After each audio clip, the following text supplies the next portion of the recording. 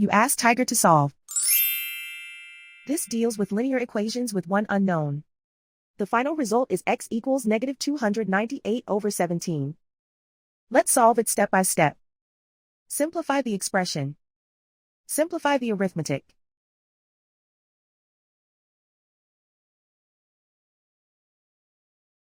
Group all constants on the right side of the equation. Add 40 to both sides.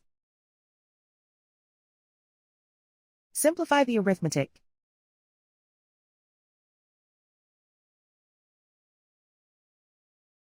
Isolate the x. Divide both sides by 17. Simplify the fraction. And so the final result is x equals negative 298 over 17.